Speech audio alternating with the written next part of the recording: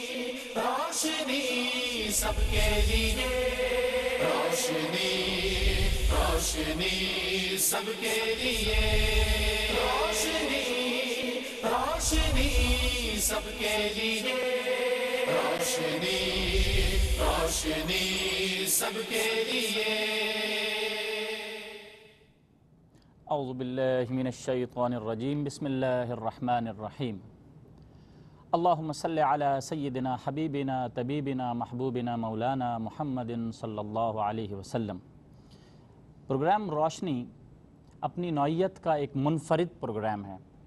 ख़वातीन व हज़रात, जहाँ मुख्तलिफ़ मौज़ूआत पर हम बात करते हैं वहाँ इंसानी शऊर की बेदारी बड़ा एक अहम तरीन मौज़ू है। अगर फ़लसफ़े की बात की जाए तो फ़लसफ़ा दां शऊरी तौर पर इसे मुख्तलिफ़ अंदाज में तक़सीम करते हुए नज़र आते हैं। एक जानिब इसे फ़िनोमिनल कॉन्शियसनेस की बात करता हुआ हमें दिखाई देता है और दूसरी जानिब एक्सेस कॉन्शियसनेस यानी मताई शऊर की बात करते हुए नज़र आते हैं। लेकिन इस्लाम ने तो इस शऊर को दरअसल हिदायत से जोड़ा है, यानी इस्लाम ने इसको एक सब्जेक्ट अता कर दिया है, आगाही अता कर दी है, जब जाके इसका फ़िनोमिना, शऊर का हकीकी फ़िनोमिना हिदायत के इम्तज़ाज के साथ हमें सही मायने में नज़र आता है। आज आपका मेज़बान डॉक्टर जावेद अकरम इसी मौजू पर अपने मुअज़्ज़ज़ मेहमानान गिरामी से बात का आगाज़ करने चला है। हमारे साथ मौजूद हैं मुफ्ती मोहम्मद खुर्रम साहब। क़िबला अस्सलामु अलैकुम व रहमतुल्लाह। वालेकुम अस्सलाम व रहमतुल्लाहि व आपको खुशामदीद कहते हैं। बहुत शुक्रिया जनाब। आपके साथ एक जानी मानी पहचानी शख्सियत जिसका हमेशा से हमें इंतज़ार भी रहता है, जिस तरतीब पर वो हमें इल्म व अदब के मुख्तलिफ़ पहलुओं से रोशनास कराते हैं। डॉक्टर जितने भी अपने मकाम को पहुँच जाएँ, लेकिन इस शेखुल असातिज़ा, इस पूरी यूनिवर्सिटी के साथ में जो मुकाबला है वो मुमकिन नहीं हो सकता। प्रोफेसर अनवार अहमद ज़ई साहब, अस्सलामु अलैकुम व रहमतुल्लाह। वालेकुम अस्सलाम व आपको भी खुशामदीद कहते हैं। बड़ी इनायत। मुफ्ती साहब, जैसे कि मैंने एक आगाज़ किया, क्योंकि एक फ़नी बात है और इंसान जब फ़न से मुतकल्लिम होता है तो मुख्तलिफ़ किस्म के मौज़ूआत शऊरी तौर पर इंसान के सामने आते हैं, क्योंकि इस्लाम ने तो इसको सब्जेक्टिविटी यानी हिदायत के साथ जोड़ के रख दिया। अक़्ल शऊर और फ़हम इंसानी हिदायत के हुसूल के लिए किस तरीक़े से मुआविन होती है, क्या फ़रमाएँ?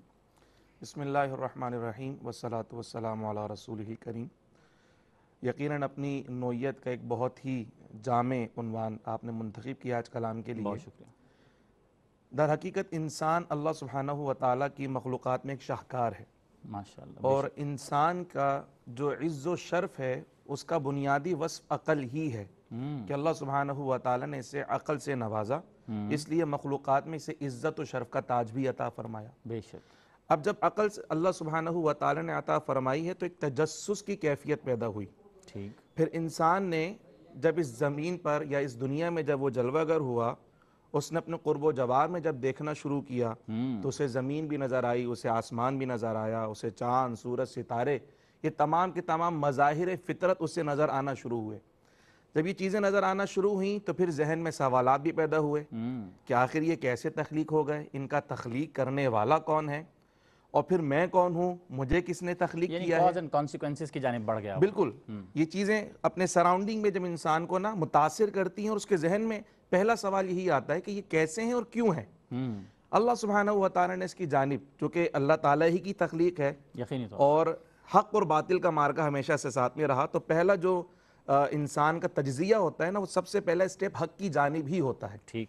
और अल्लाह सुब्हानहु व तआला ने फरमाया कि सनुरीहिम आयातिना फिल आफाक़ि व फ़ी अनफुसिहिम हत्ता यतबय्यन लहुम अन्नहुल हक़, कि हम इन्हें निशानियाँ दिखाएंगे इनकी अपनी ज़ात में और आफाक में, यहाँ तक कि वाज़ेह हो जाएगा कि हक़ क्या है। ठीक। फिर इसी तरीके से जब हम इस्लाम की तरफ देखते हैं, कुरान मजीद फ़ुरक़ान हमीद की तरफ देखते हैं, तो अल्लाह सुब्हानहु व तआला ने इस वस्फ़ मुमताज़ का कई जगह तज़किरा भी फरमाया और इसे इस्तेमाल करने के लिए बाकायदा उभारा। और कुरान मजीद फ़ुरक़ान हमीद में मुतअद्दिद आयात हमें ऐसी नज़र आती हैं जिसमें अल्लाह ताला ने निशानियाँ बयान फरमाई और निशानियाँ बयान करने के बाद फ़ौरन कहा कि इसमें नसीहत है उलिल अलबाब के लिए। ठीक। इसमें गौर व फिक्र कीजिए, इसके अंदर गौर व फिक्र क्यों नहीं करते। यानी एक तरीके से यूँ कहा जाए कि ये इंसान पर जब एक तदब्बुर की कैफियत तारी हुई तो वो डेफिनेटली کیوں کے بعد آئی. بالکل. یعنی جب اس نے کیوں دہرانا شروع کیا اور اس تمام قسم کی تخلیق سے کیوں کا جواز پیدا کرنا شروع کیا اور اسے معلوم ہوا کہ دراصل اس کے پیچھے تو اللہ کی ذات کار فرما ہے, اور پھر اس کو ان تمام چیزوں کا ادراک ہونے لگا. پروفیسر صاحب, میں آپ کی جانب ہوں کہ یہ اب تاریخی طور سے اگر ہم دیکھتے ہیں تو نظریاتی قوتیں بہت مخالف سمت میں ہمیں نظر آتی ہیں, بہت مخالف انداز میں ہمیں نظر آتی ہیں. فکری اور شعوری جذبے کو اپنے خلاف پروان نہ چڑھنے کے لیے عقل اور شعور کو مذہب مخالف سوچ سے تعبیر کرتی ہوئی نظر آتی ہیں, لیکن اسلام کا ایک منفرد انداز ہے. اس حوالے سے کیا ارشاد فرمائیے؟ بسم اللہ الرحمن الرحیم. آپ نے سرنامے میں ایک کیفیت پیدا کر ہی دی جس میں اس سوال کا جواب بھی مضمر تھا. بہت شکریہ. اور یوں میں آپ ہی سے استفادہ کرتے ہوئے آگے بڑھوں کہ یہاں جی بالکل ایسا ہی تھا کہ اسلام سے پہلے کے جتنے مذاہب تھے کم و بیش, ان سب میں عقل و شعور کو مذاہب کی جو بنیادی چیزیں ہیں ان سے متصادم سمجھا جاتا تھا. ٹھیک.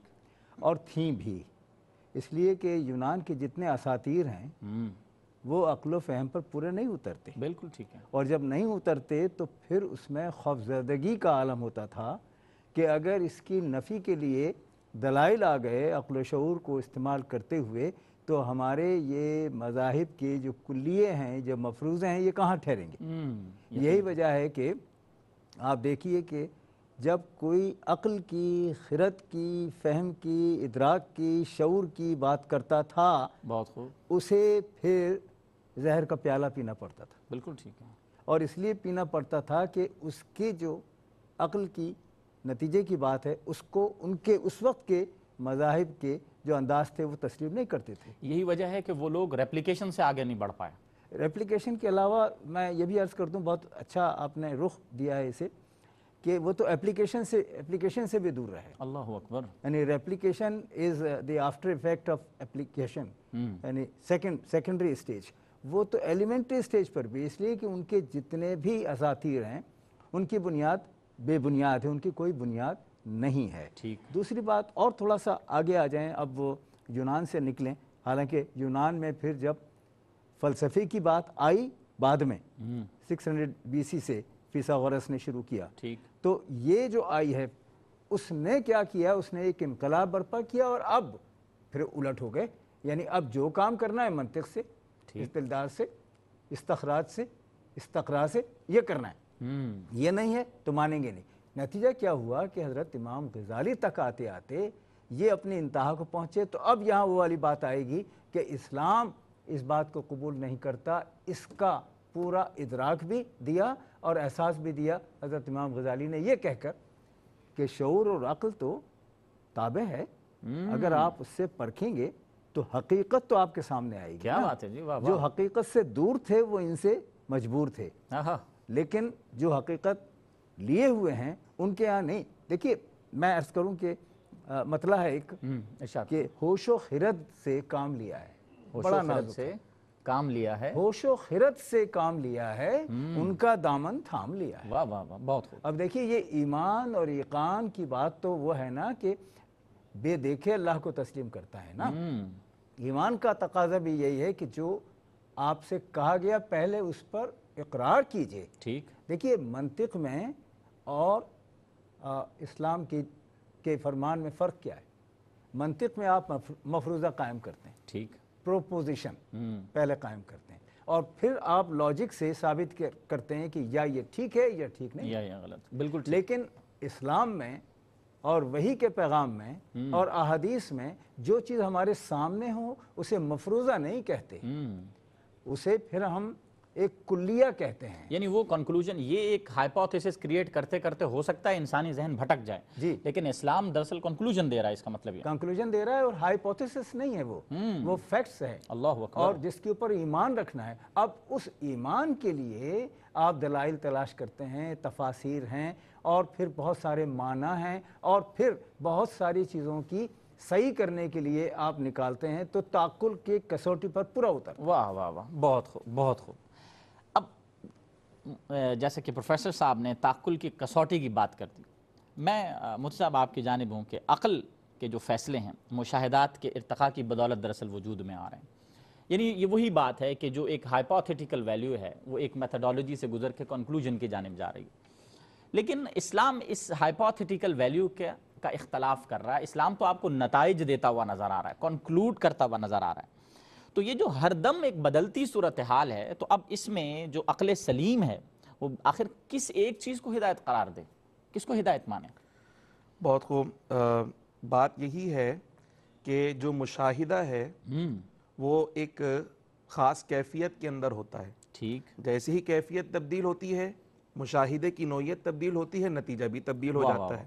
ٹھیک، عقل چونکہ محدود ہے اور اس کے مشاہدات بھی محدود ہیں، اس لیے جب وہ ایک جانب دیکھتی ہے اس مشاہدے کی روشنی میں جب ایک جواب اسے ملتا ہے، جیسے ہی نوعیت تبدیل کریں یا کیفیت تبدیل کریں، جیسے ہی دوسرا جواب آتا ہے تو پہلے جواب کا رد ہو جاتا ہے۔ ٹھیک، اب عقل سلیم کا جو آپ نے ماشاءاللہ ورڈ استعمال کیا، عقل سلیم کا خاص طور پر یہ اللہ تعالیٰ کی خاص عطا ہے، اور عقل سلیم وہ ہے جو وحی کے تابع ہے۔ ٹھیک، اب جب یہاں بہت سارے جوابات آپ کے پاس آ رہے ہوتے ہیں اور اس میں آپ کو امتیاز کرنا ہوتا ہے، تو عقل سلیم پھر رجوع کرتی ہے وحی کی طرف ٹھیک، کہ میرے پاس یہ جواب بھی ہے، یہ جواب بھی ہے، یہ جواب بھی، میرا مشاہدہ یہ ساری چیزیں دکھا رہا ہے۔ اب میرے پاس ان تمام جوابات کا اصل جو نتیجہ نکلے گا وہ کیا ہوگا؟ میں صرف ایک مثال دینا چاہتا ارشاد ہوں۔ فرمائیے۔ حضرت ابراہیم علیہ السلام کا واقعہ بڑا مشہور ہے۔ انسان کا مشاہدہ ہے کہ آگ جلا دیتی ہے، ٹھیک، بسم کر دیتی ہے، خاک بنا دیتی ہے، بالکل ٹھیک، لیکن ابراہیم علیہ السلام کو جب آگ میں ڈالا گیا تو وہاں آگ نے انہیں جلایا نہیں ہے۔ اللہ اکبر، قلنا یا نار کونی بردا وسلاما علی ابراہیم۔ مشاہدہ تو آج تک یہی دیکھتا چلا آیا تھا کہ آگ تو جلا کر بھسم کر دیتی ہے، ختم کر دیتی ہے، مگر آج مشاہدہ کچھ اور ہو رہا ہے۔ آگ بہت تیزی کے ساتھ بھڑک رہی ہے، مگر ابراہیم علیہ السلام کو خراش تک نہیں آ رہی۔ عقل سلیم نے رہنمائی کی کہ یہاں حقیقت یہ ہے کہ آگ نہ تو خود سے جلا سکتی ہے نہ کسی کو بھسم کر سکتی، یہ تاثیر تو اللہ نے اس کے اندر پیدا کی۔ کیا بات ہے جی، کیا بات ہے، کیا بات ہے۔ میں جیسے کہ ابھی مفتی صاحب سے بات کر رہا تھا تو اس میں مجھے ایک بات اور بھی خواتین و حضرات سمجھ آئی، وہ یہ کہ عقل جو ہے وہ بنیاد کی طرف جب نکلتی ہے تو اس وقت وہ حقائق کو پہچاننا شروع کر دیتی ہے۔ مفتی صاحب اپنا جواب مکمل کریں گے، ایک مختصر سا وقفہ حائل ہے، ہمارے ساتھ رہیے گا۔ Welcome back. جیسا کہ ہماری گفتگو بڑے اہم مرحلے میں داخل ہو چکی ہے اور ہم اس موضوع کو اس ترتیب پر بھی لے رہے ہیں کہ یہ جو ایک فینامنل کانشیسنس ہے، یہاں بہت ہی چیزیں انسان کو محدود سے لامحدود کی جانب لے جاتی ہیں، اور جو ایکسس کانشیسنس ہے یقینی طور سے یہ نتائج تو اخذ کرواتی ہے، لیکن یہ بعض وقت لامحدود سے محدود کا سفر کرواتی ہے۔ مفتی صاحب آپ اپنا جواب مکمل کر رہے تھے۔ بالکل، ہم عقل سلیم کے حوالے سے گفتگو کر رہے تھے کہ عقل سلیم کس طرح ہماری رہنمائی کرتی ہے۔ ایک واقعے کی طرف تو میں نے آپ کی نشاندہی کر دی، اسی طرح کے بے شمار واقعات، اور خاص طور پر جب انبیاء کرام علیہم السلام کے معجزات ہمیں نظر آتے ہیں، اس کے اندر خاص طور پہ ہمیں یہ چیز نظر آتی ہے کہ ایک لکڑی کا عصا اژدہا کیسے بن گیا اور اس نے سب چیزیں ہڑپ بھی کر لیں، پھر ایک پتھر سے 12 چشمے بھی نکل پڑے، پھر اسی طریقے سے پتھر جو ہے وہ کلمہ بھی پڑھ لگے ہیں۔ یہ سارے کے سارے مشاہدے کے خلاف چیزیں ہوتی ہیں کہ عام طور پہ یہ چیزیں مجھے نظر نہیں آ رہی، لیکن جب یہ ساری کیفیات وارد ہوتی ہیں، نظر آتی ہیں، عقل جب پریشان ہوتی ہے تو ایمان والا اس کیفیت میں پریشان نہیں ہوتا، چونکہ اس کی جو عقل ہوتی ہے وہ وحی کی تابع ہوتی ہے، اور اس کی وحی اس کو رہنمائی فراہم کر دیتی ہے کہ جناب آپ کو پریشان ہونے کی ہرگز ضرورت نہیں ہے، جو ہو رہا ہے وہ اللہ سبحانہ و تعالی ہی کے حکم سے ہو رہا ہے، اگر بہہ رہا ہے تو بھی اللہ کے حکم سے، نہیں بہہ رہا تو بھی اللہ کے حکم سے۔ تو عقل سلیم اس طریقے سے ہماری رہنمائی کرتی ہے اور ہمیں گمراہ ہونے سے بچاتی ہے۔ کیا بات ہے، کیا بات ہے۔ پروفیسر صاحب، مفتی صاحب نے عقل سلیم پر بہت اچھی روشنی ڈالی۔ اب یہاں سوال پیدا ہوتا ہے کہ وہی یقینی طور سے اللہ کا فیصلہ ہے، اللہ کا حکم ہے، اور اللہ کی ذات عقل کل ہے، یقینی طور سے انسان محدود عقل کے ساتھ وہی کی حکمت اور علت کو دراصل سمجھے کیسے؟ اور پھر جب اس بارے میں ہم عقائد کی بات کرتے ہیں تو بطور مسلمان ہمارا عقیدہ کیا ہونا چاہیے؟ دیکھیں، مفتی صاحب نے اس بات کو آگے بڑھایا اور میں بھی پھر انہی سے استفادہ کرتا ہوں کہ یہ، اور آپ نے بھی فرمایا عقل سلیم، یہ اصطلاح اپنی جگہ ہے، لیکن ایک اور بھی اصطلاح ہے ٹھیک، میں جگر کا ایک شعر عرض کر رہا ہوں. ارشاد فرمائیے. جہل خرد نے دن یہ دکھائے، جہل خرد نے دن یہ دکھائے، جہل خرد نے دن یہ دکھائے، گھٹ گئے انسان بڑھ گئے سائے. واہ واہ واہ واہ، تو اس کا مطلب کیا ہوا کہ ایک چیز جہل خرد بھی ہے، بے شک. خرد کی جہل بھی ہے. جب جا کے آپ ایک باؤنڈری لائن کراس کرتے ہیں اور سمجھتے یہ ہیں کہ ہم عقل کل ہو گئے، جبکہ عقل کل اللہ کی ذات ہے. ذات ہے. جہاں آپ یہ کہنا شروع کر دیں کہ جو میں نے کہا ہے وہی حتمی ہے اور آخری ہے، یہیں سے بربادی، تباہی اور خرابی پیدا ہوتی ہے، جو جہل خرد کی طرف، یہ جو جہل ہے نا خرد کا، اس طرف لے جاتی ہے. ٹھیک. میں اس لیے عرض کر رہا ہوں کہ یہ ساری چیزیں آئی ہی ان لوگوں کی طرف سے ہیں جیسے دانشور ہیں. جب تک نشط الثانیہ کا مرحلہ نہیں آیا، واہ واہ واہ، پورا یورپ جو تھا وہ مختلف قسم کی کیفیات میں مبتلا تھا. صحیح بات. وہ جہل خرد کی طرف تھے، اور یہی وجہ ہے کہ اور کئی سو سال اس میں رہے. جی جی ہاں. اور یہی وجہ ہے کہ دیکھیے اقبال نے جس طرح حضرت نے اشارہ کیا تھا، وہ تو اپنے کا اقبال نے کہا یہ کہ بے خطر کود پڑا آتش نمرود میں عشق، عقل ہے محو تماشائے لب بام ابھی. کیا بات ہے. تو عقل کہاں ادھر آئے گی. لیکن اس میں یہ بھی اقبال نے کہا ہے کہ روز ازل یہ مجھ سے کہا جبریل نے. اب یہ ہے وہ نقطہ جہاں ہم عقل کی کیفیات کی طرف جانے کی کاوش کرتے ہیں. ارشاد.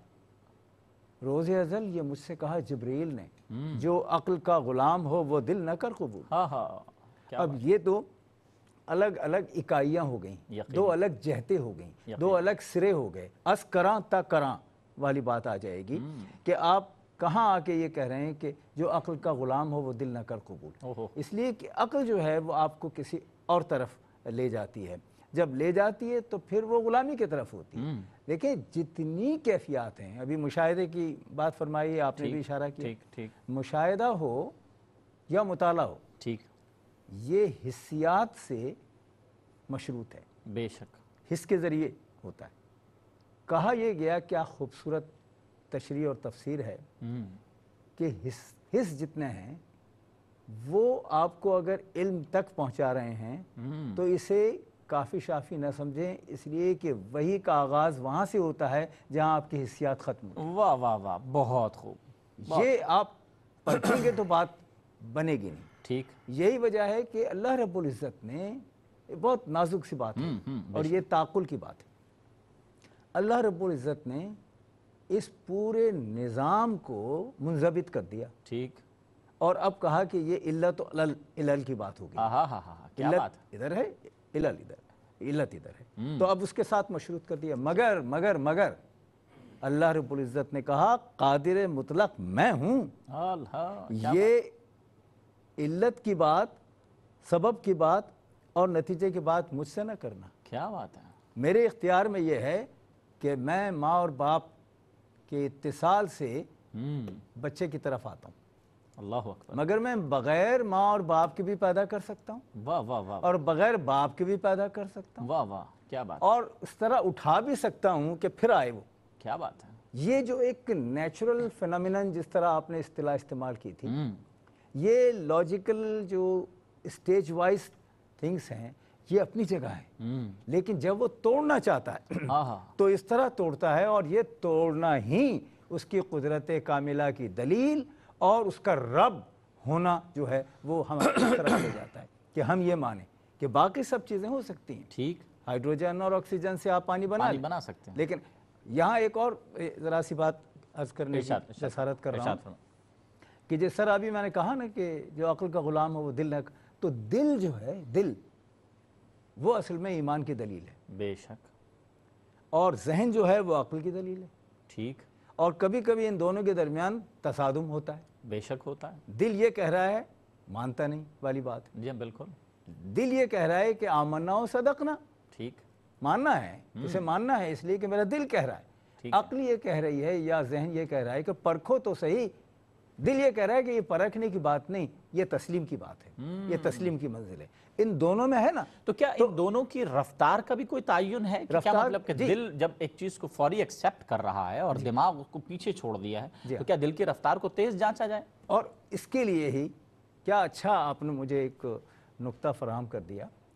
اس کے لیے ہی دن میں 5 بار نمازیں اور ہر رکعت کے وقت سجدہ کیا بات ہے جی. سجدے میں دماغ نیچے اور دل اوپر. ہاں ہاں ہاں ہاں کیا بات ہے. واہ واہ واہ واہ. بہت ہمیشہ کیا ہو رہا ہے کہ ذہن اوپر ہے، دماغ اوپر ہے، دل نیچے ہے، بظاہر تابع نظر آ رہا ہے، جو حکم وہ دے رہا ہے وہ مان رہا ہے، لیکن یہاں سجدے میں اللہ کے حضور آتے ہوئے دل اوپر ہے، اس کا جو انداز ہے، اور ذہن یا عقل یا دماغ جو ہے وہ نیچے ہے. یہ تابع ہونے کی دلیل ہے کہ تم کیا کہتے ہو وہ الگ بات. ایمان میرا یہ کہتا ہے کہ اللہ کے آگے سجدہ کرنا ہے. واہ واہ. مسجود وہی ہے واہ. اور ہم ساجد ہیں، سجدہ کرنے والے ہیں. یہ جو ایک ربط ہے نا، یہ ربط ہی زندگی ہے، اور یہ ربط ہی تخلیق کائنات کا اصل اصول ہے. بے شک. واہ واہ. بہت خوب بہت خوب. یعنی اگر میں اس کو یوں سمجھوں کہ انسانی عقل جو ہے، انسانی عقل محدودات کے اندر پھنسی ہوئی ہے، بے شک. لیکن جو دل کے احساسات ہیں وہ محدودات سے نکل کر بہت بڑی کائنات کے اندر سموئے ہوئے، کیونکہ وہاں تو رب رہتا ہے. دل تو اللہ کا گھر ہے. اصل میں تو دل اللہ ہی ہے، یوں سمجھیں کہ دل اللہ کی مرضی سے چل رہا ہے. تو اس میں یہ فرمائیے کہ اب یہ میں عرض کروں کہ جو آپ نے فرمایا ہے نہایت عمدہ. اسی سے تھوڑا سا میں جی استفادہ پھر کر رہا ہوں کہ دیکھیے یہی فرق ہے ان ادیان یا ان مذاہب میں جو مکانی اور مقامی تھے اور زمانی تھے. بہت خوب. اور وہ دین، وہ مذہب جو کلیہ ہے، جو ختمی مرتبت پر آیا ہے، اور جو اکملت لکم دینکم کی منزل سے گزرا ہے، یہاں آ کے بات بدل جاتی ہے. بدل یہ جاتی ہے کہ وہاں تو تھا کہ یہ زمانے کے لیے تھا، اب زمانہ بدلا تو کیا بات. شریعت بدل گئی. یہ مکانی اور مقامی تھا، وہ بدلا تو پھر اس کے رد عمل کی صورت میں چیزیں بدل گئیں. یہ آفاقی ہے. اور اب یہ آفاقی ہے تو آپ یہ دیکھ لیں، حضرت بیٹھے ہیں، مفتی صاحب بیٹھے ہیں، اور آپ کا تو خود اپنا علم بہت میں تسلیم کرتا ہوں کہ آپ بحر ذخار ہیں. آپ یہ دیکھیے کہ قرآن پاک میں جو اشارے ہیں، ان اشاروں کو جب سائنسدانوں نے پرکھا تو پتہ چلا کہ یہ اشارے نہیں ہیں، یہ نصاب ہے، یہ مکمل ہے. اور اس کی طرف آئے تو اوشنوگرافی کے لیے بھی چیزیں آ گئیں. کیا بات ہے. بایولوجی کے لیے بھی آ گئیں، فزکس کے لیے بھی، کیمسٹری کے لیے بھی، اور حد تو یہ ہے کہ طبعیات سے ہٹ کے مابعدی طبعیات کے لیے بھی یہاں بھی آ کے مکمل ہو گئی. تو ایک ایک چیز کو کھول کے اگر کوئی اور ہمیشہ آفاقی انداز میں بیان کر رہا ہے تو وہ قرآن پاک ہے. اور قرآن پاک چونکہ اللہ رب العزت نے آپ کی، میری اور رہتی دنیا کی ہدایت کے لیے بھیجا ہے، تو یہ ہے اصل میں کلید اس قفل کی کہ جو عقل پر پڑے ہوئے. واہ واہ. بہت خوب بہت خوب. بہت عمدہ جانب یہ اب موضوع اپنا ایک کیا کہتے ہیں نا کہ خوبصورت پہلو کی جانب نکل گیا. مفتی صاحب مطلب یہ فرمائیے کہ دین اسلام کی فقہی اور اعتقادی تعبیرات و تشریحات کے ساتھ ساتھ اسلام کا ایک ایسا پہلو بھی ہے کہ جس میں ایک تعلق کی کیفیت ہے، سوز و گداز ہے، عشق و محبت ہے، کیفیت ہے، سرور ہے، جذب ہے. اب ان چیزوں کو عقل اور وصال حق کے معاملات میں ہم کس انداز سے دیکھ سکتے ہیں؟ کیا فرمائیں گے اس حوالے سے؟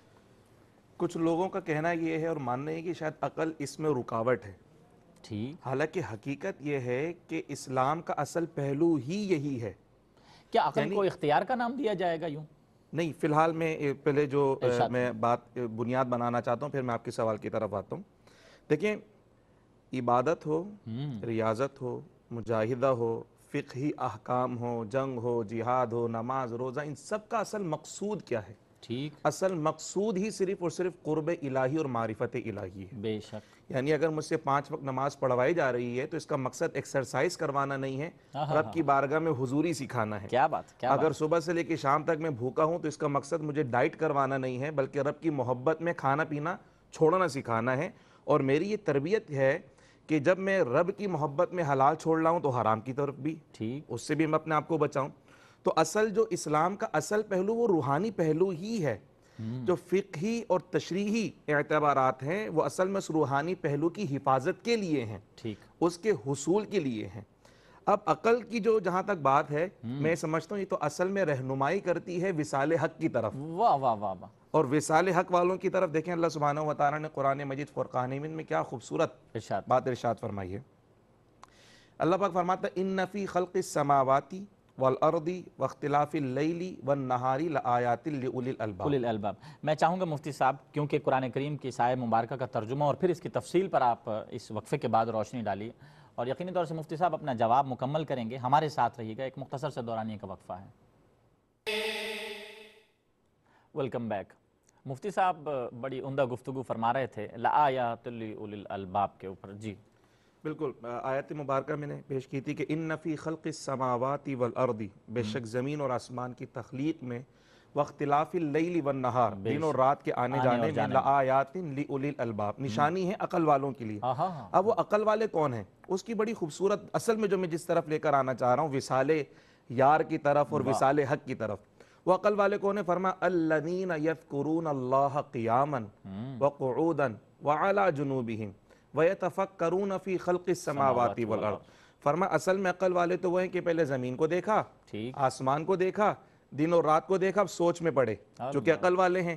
اور پھر عقل نے رہنمائی کی کہ کس نے بنایا؟ کہا جی اللہ نے بنایا. جس اللہ نے بنایا اس کی یاد میں ایک کیفیت یہ ہے کہ یذکرون اللہ قیاما، کھڑے ہیں تو اس اللہ کو یاد کر رہے ہیں. کیا بات ہے. وقعوداً، بیٹھے ہیں تو اللہ کو یاد کر رہے ہیں. وجنوبہم، لیٹے ہیں تو اللہ کو یاد کر رہے ہیں. مطلب اتنا غور و فکر. وَيَتَفَكَّرُونَ فِي خَلْقِ السَّمَاوَاتِ وَالْأَرْضِ، ان کا اٹھنا بیٹھنا چلنا پھرنا بولنا ہر چیز اللہ تعالیٰ کی تخلیقات میں غور و فکر کے اندر منہمک ہیں.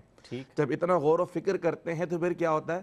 پھر قرب کی منزلیں طے ہوتی ہیں اور دل کہہ اٹھتا ہے ربنا ما خلقت ھذا باطلا، اے میرے رب یہ تو نے باطل تخلیق نہیں فرمایا ہے، بہترین تخلیق ہے. اور جب اتنا غور و فکر کرتا ہے تو پھر دیکھیں یہ وصال حق کی طرف ہی رجوع ہے نا.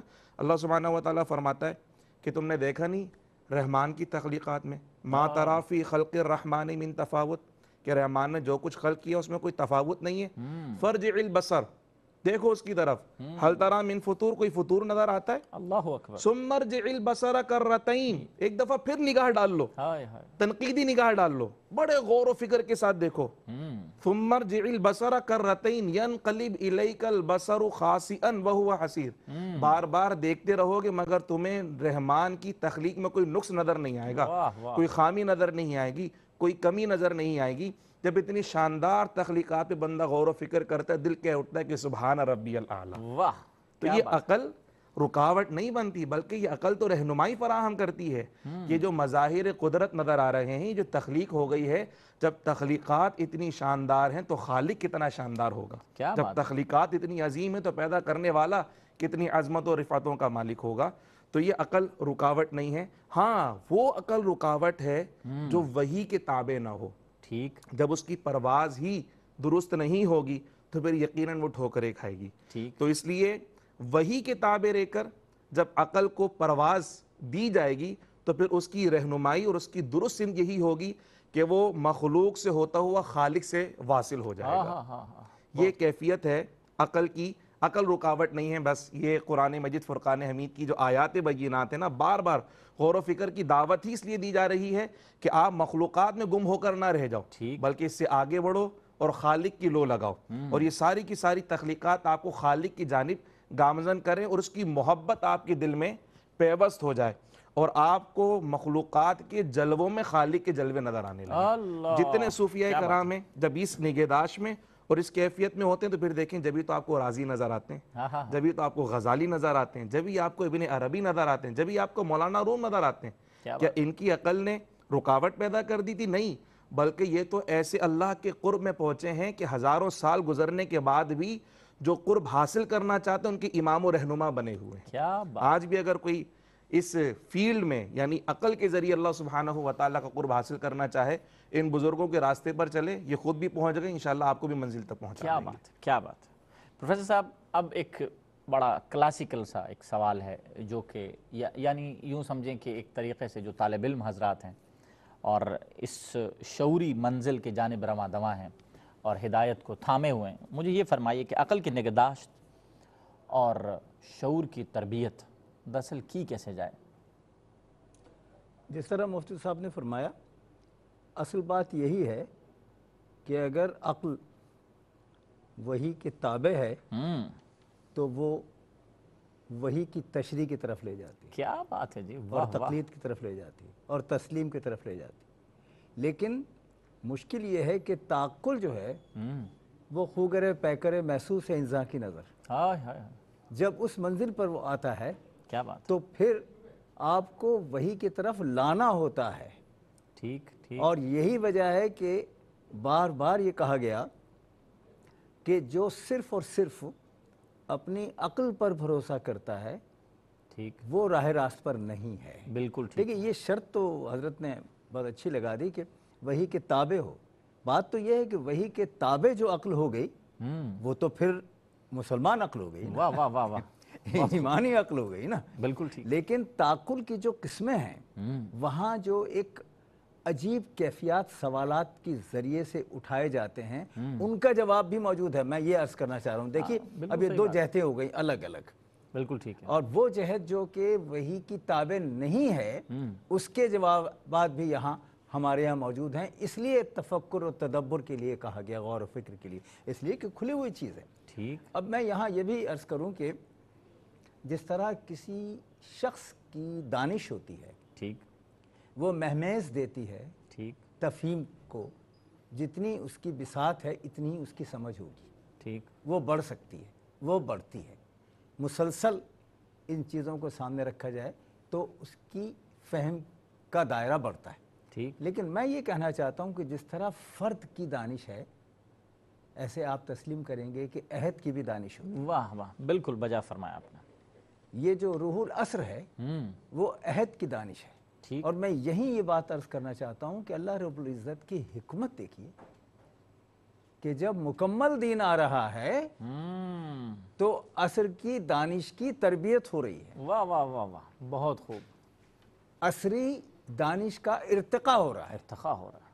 اور مثال اگر ہے تو یہ کہ اتفاق دیکھیے کہ 600 BC، 6ٹھی صدی قبل مسیح، اس میں وہ فیثاغورس ہے جس نے ایٹم کی بات کی تو گویا پہلے اس نے فزکس کی بات کی. بالکل ٹھیک ہے. اتفاق دیکھیے کہ 6ٹھی صدی قبل مسیحی میں صدارت پیدا ہوتا ہے جو گوتم بدھ بنتا ہے اور نروان کی بات کرتا ہے، یہ میٹا فزکس ہے.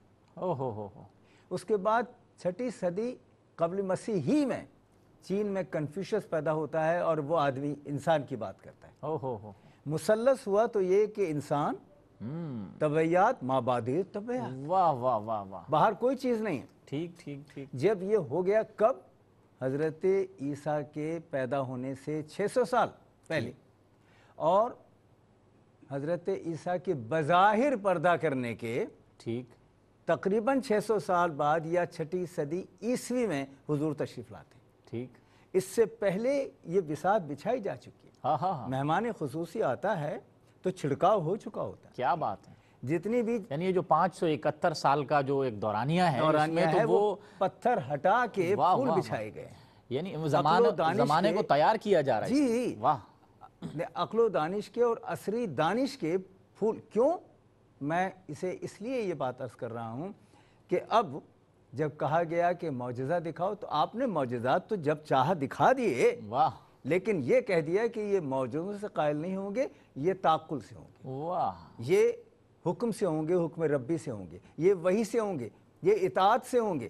میں رول ماڈل ہوں تو جب میں امامت کا اور دیانت کا اور صداقت کا رول ماڈل ہوں تو اگر اس دنیا کو امین اور صادق بنانا ہے تو پھر تتبع اور تقلید میری کرنی ہوگی. یہاں یہ بات بھی میں عرض کر دوں، مفتی صاحب تشریف فرما ہے کہ دوسرے مذاہب میں اور اسلام میں ایک بنیادی نازک سا فرق یہ ہے سمجھنے کا ٹھیک کہ دوسرے مذاہب صرف اور صرف عبادت کی بات کرتے ہیں. ٹھیک. یہاں عبادت کے علاوہ حقوق العباد کی بات بھی ہے. او ہو. اور بہت حقوق العباد جو ہے، دیکھیے یہ بہت نازک بات ہے کہ یہ جتنی بھی اصول ہیں نا، نواہی بھی ہے اور اوامر بھی ہیں، یہ جتنے وہ سب کے سب بہبود انسانی کے لیے ہیں، ہائے ہائے. آپس کی بہبود کے لیے ہیں، کیا بات. اس معاشرے کی ہارمنی کے لیے ہیں، اسے سکون اور اطمینان اور امن اور شائستگی اور تہذیب سے آراستہ کرنے کے لیے ہیں.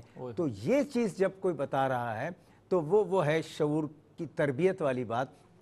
تربیت کے لیے پھر آپ کو دبستان میں اور مکتب میں یہیں آنا پڑے گا، زانوِ ادب یہیں طے کرنا. یہ جو تعاون علی البر والتقوی، یہ کیفیت ہے انسان کی، یہ ایک کمیونٹی اسٹیبلش کر رہی ہے. کیا فرمایا اس میں، ایسا ہے کہ نہیں ہے؟ یقیناً ہے، اس لیے کہ یہی تربیت کی بات ہے.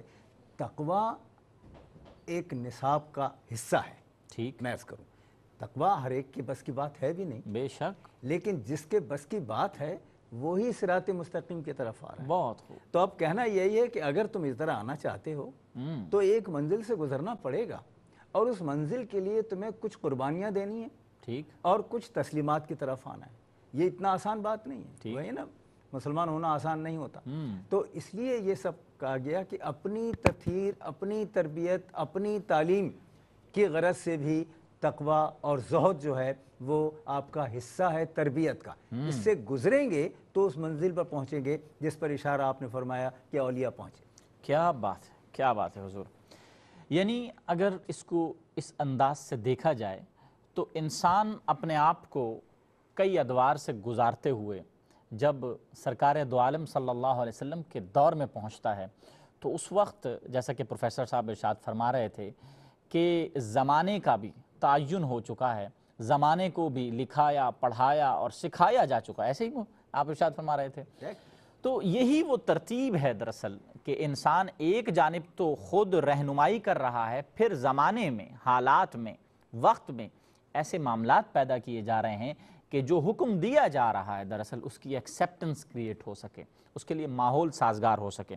جبھی تو یہ شعور حقیقی معنوں میں کھل کے سامنے آتا ہے. اسی وقت فہم ذاتی ہو یا پھر کچھ ایسی چیز جسے کہ ہم کہتے ہیں سبجیکٹیوٹی, یا پھر اویئرنیس یا پرسیپشن, یا ماحول سے آگاہی ذات کی تعلق کے تناسب کے ساتھ میں ایک متوازن کیفیت پیدا کرتی ہوئی نظر آتی ہے. اور سامعین, جہاں تک ہو سکا اس اہم ترین موضوع پر ہم نے بات کی, تشنگی یقیناً باقی رہتی ہے کیونکہ یہ تو ایک شعوری تعلق ہے. میں آپ کے توسط سے اپنے معزز مہمانان گرامی مفتی محمد خرم صاحب کا بھی مشکور ہوں, پروفیسر انوار احمد زئی صاحب کا بھی بے پناہ مشکور ہوں. آپ کی آمد سے پروگرام روشنی میں رونق رہی. اپنے میزبان ڈاکٹر جاوید اکرم کو اجازت دیجیے گا. السلام علیکم ورحمۃ اللہ وبرکاتہ. روشنی سب کے لیے, روشنی روشنی سب کے لیے, روشنی روشنی سب کے لیے, روشنی روشنی سب کے لیے, روشنی سب کے لیے, روشنی روشنی سب کے لیے, روشنی روشنی سب کے لیے, روشنی روشنی سب کے لیے, روشنی سب کے لیے, روشنی روشنی